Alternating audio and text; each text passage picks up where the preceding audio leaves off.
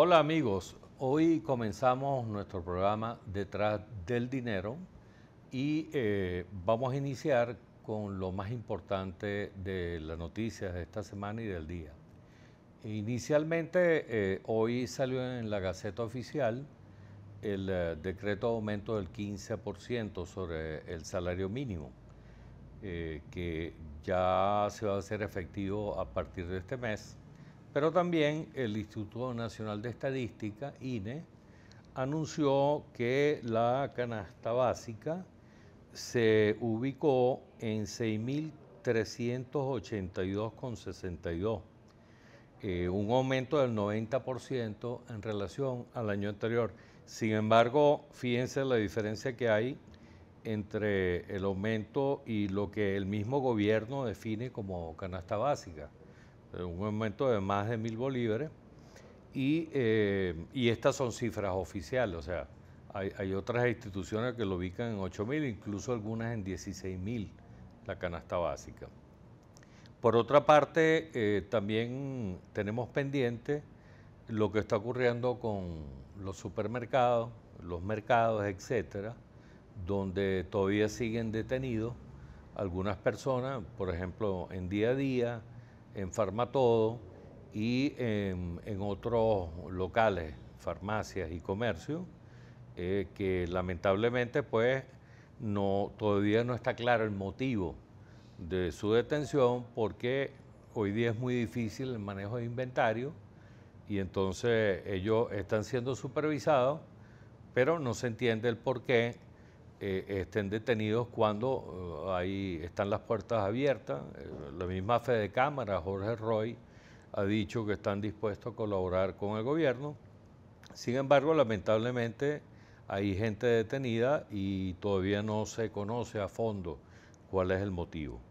También otra de las noticias del día es que la empresa Citgo venezolana, ubicada en Estados Unidos, colocó unos bonos por 1.500 millones de dólares a 5 años con un rendimiento del 12%, y además solicitó un préstamo bancario a 3 años y medio con dividendos hacia PDVSA, con un diferencial importante de casi 1.053 puntos en relación a lo que paga el Tesoro de Estados Unidos, lo que quiere decir que estamos muy por encima, estamos muy mal percibidos por la comunidad financiera internacional. Nos está cobrando a Venezuela más que a cualquiera, ¿no?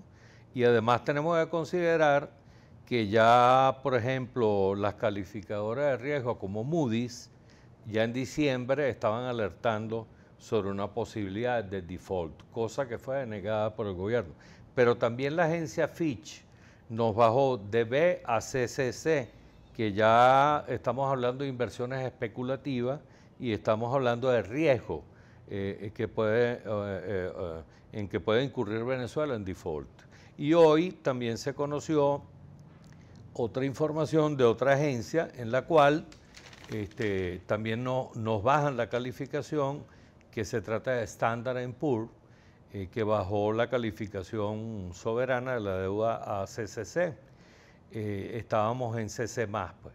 Es una perspectiva muy negativa que tiene que ver con la caída de los precios del petróleo y tiene que ver con el riesgo país, y ellos anuncian incluso una caída de un 7% y una inflación que pudiera llegar a más del 100% este año.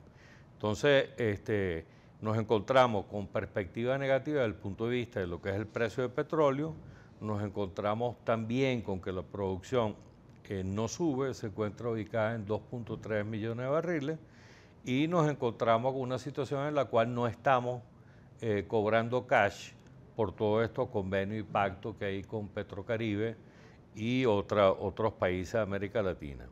Además de lo que se le debe a China, que va más de 50.000 millones, que ya prácticamente estamos hablando de que se le está entregando petróleo a China sin recibir nada a cambio en el momento, porque ya lo adelantaron.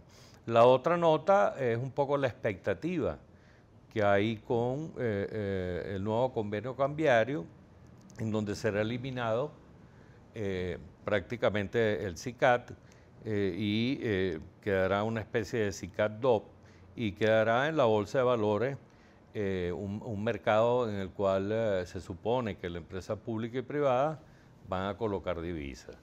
Eso, digamos, es lo más importante del día. Además, calculando también que el Citibank y la misma OPEP están estimando que el precio no va a subir. Citibank dijo que se iba a colocar en $20 el barril. Estamos hablando de un 50% menos del precio de hoy. O sea, lo cual es bastante complicado para la economía venezolana, que el 96% de las divisas dependen del petróleo. Bueno, una vez mencionado esto, entramos a presentar a nuestro invitado para el día de hoy, Víctor Maldonado. Él es director de la Cámara de Comercio, Industria y Servicios de Caracas. También es profesor de la OCAP, tiene un máster en desarrollo organizacional y es miembro de diferentes entidades y colaborador y columnista. Lo invitamos a Víctor Maldonado para que nos oriente un poco sobre qué es lo que está ocurriendo dentro de esta perspectiva en la cual pareciera que el gobierno, lejos de tenderle una mano al sector privado, en medio de todo este panorama que tenemos, más bien los castiga, los detiene. A pesar de que tengo entendido que en el caso de Farmatodo y otras empresas pues, han tratado de colaborar con todas las instrucciones que le ha impartido el gobierno nacional, sin embargo nos conseguimos con esta situación. ¿Qué es lo que ocurre ahí? Bueno, yo creo que todos somos víctimas de una inmensa confusión. Y cada vez que yo veo la trama nacional, recuerdo la fábula de Esopo de la rana y el alacrán. Yo creo que el gobierno está ensimismado con una ideología del socialismo del siglo XXI y con una forma de hacer las cosas que no se aprecia en lo productivo, no se aprecia en el trabajo, no se aprecia en los consensos. Yo creo que si en algún lugar uno puede apreciar los verdaderos resultados de este socialismo, es en eso que tú leías, en el inmenso escándalo de un banco suizo que estaba dedicado a esconder los inmensos recursos de países y de personas sin pedir ninguna información ni que hubiera ningún control. Yo creo que estamos entrampados, por lo tanto, en una trama de justificaciones que esconde mucho. El gobierno se inventa la trampa o la falacia de la guerra económica y actúa en consecuencia. Nosotros hemos dicho millones de veces que esa justificación es falsa, que por supuesto no hay ninguna guerra económica, pero al gobierno parece convenirle, en medio de esta tragedia de fracaso, tener culpables, buscar chivos expiatorios, identificar a aquellos a los que puede criminalizar. Y bueno, y lamentablemente, dos cadenas, una de supermercados y otra de farmacias, ha caído lamentablemente en esa circunstancia. Yo estoy absolutamente seguro que ni Farmatodo ni Día a Día cometieron ningún delito que se acerque siquiera a esa acusación de boicot y de obstaculización de la economía. Que por cierto, esto nos da para decir que teníamos razón cuando denunciamos la ley de costos y precios justos, que para lo único que sirve es para inventar este tipo de tramas y para colocar en el marco de la extorsión a empresas y a empresarios que ahora se ven sometidos a un proceso que los puede tener 12 años en la cárcel. Pero además hay como una contradicción, ¿no? Porque la campaña que de alguna forma está definiendo el gobierno en sus medios habla sobre el precio de la gasolina.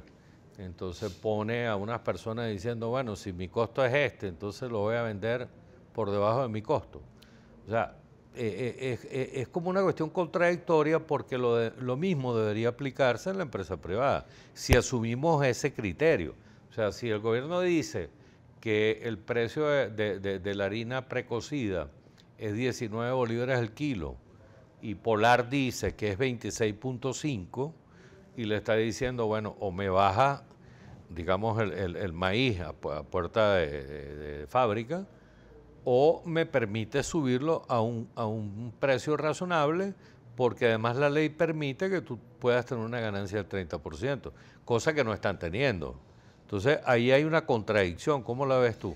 Bueno, yo creo que el gobierno cae en la trampa de sus propios argumentos. El gobierno no puede pretender que hay productos que deben tener utilidades y productos que deben venderse a pérdida.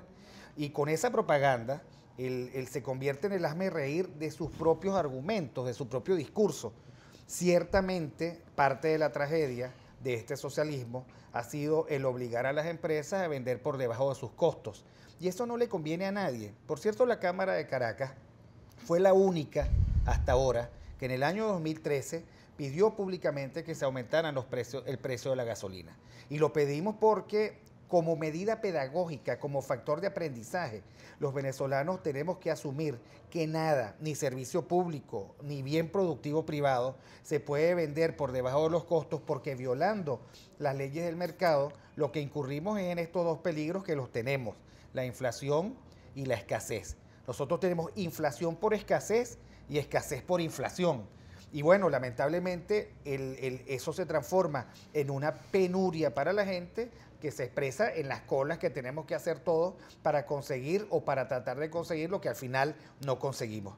De tal manera que el gobierno hace muy bien en colocar como parte de lo que nos tiene que dar risa cualquier esfuerzo para negar la realidad. Efectivamente, si un bien cuesta 27 bolívares, no lo puedes vender en 19, no lo puedes vender. Si la gasolina cuesta 38 veces más de lo que ahora cuesta, no la puedes vender. ¿Por qué? Porque es las distorsiones que generan o producen problemas peores que las falsas soluciones que está invocando para mantenerlas así. Igual pasa con los dólares. Un dólar a 6.30 no existe y genera un foco infecto de corrupción que perturba toda la actividad económica nacional. Del dólar cuesta lo que cuesta, ¿ok? Y que tiene que ver con malas administraciones, con divisas internacionales en el piso, con el precio del petróleo cayendo, tiene que ver en suma con nuestra capacidad competitiva, que en este momento es muy baja y por lo tanto la divisa tiene que ser más alta. Yo pienso que nos iría mejor reconociendo las leyes, siendo sensatos, ateniéndonos a la realidad y no, digamos, en esta fantasía que lo que produce es risa. Claro, pero al final, ¿tú crees que ha habido un diálogo sincero con la empresa privada? Porque si eso es así, de hecho es así, debería existir una conversación con cifras en mano y viendo hasta dónde llega. Por ejemplo, en el caso de la gasolina, pues si nosotros vemos, yo ayer compré 4 caramelos y me costaron 15 bolívares, ¿ok? Y lleno mi tanque de gasolina con 4 bolívares. O sea, ya ni siquiera hace falta explicar mucho, sino sencillamente ver cuál es el costo. Y nadie sabe cuál es el costo de paso. O sea, nadie sabe cuál es el costo de la gasolina. Igual que nadie sabe cuál es el costo de un barril de petróleo. Más si le agregas petróleo liviano importado de Argelia, ¿en cuánto termina eso? O sea, ¿cuánto le está ingresando al país al final? Entonces hay que sincerar y hay un sector dentro del mismo gobierno, liderado por Jordani en algunos casos, por María Socialista y por otros donde están como que diciendo al gobierno de racionalizar la situación. Yo creo que el socialismo no tiene remedio. Yo creo que el socialismo es insalvable, ni con Jordani, ni con la sensatez supuesta de los demás. Yo creo que se agotó y el último escenario del agotamiento y de la fractura con la realidad del socialismo es precisamente en Venezuela. Yo creo que no acepta remiendos. Yo creo que hay que apostar a la libertad, a la sensatez, al respeto de los derechos de propiedad, al estímulo al sector privado y no a su persecución. Y bueno, digamos que a una ética del trabajo que sustituya a la ética de la manguangua, de las misiones y del cuánto hay para eso. Pero mira, el año 2014 fue el año de los diagnósticos. Comenzó precisamente en febrero el llamado a diálogo. Los diálogos se extendieron. Con esto te quiero decir que el sector privado ha hecho todo lo posible por transmitir una versión de la realidad en donde los hechos son los que mandan. ¿Hay o no hay inventarios?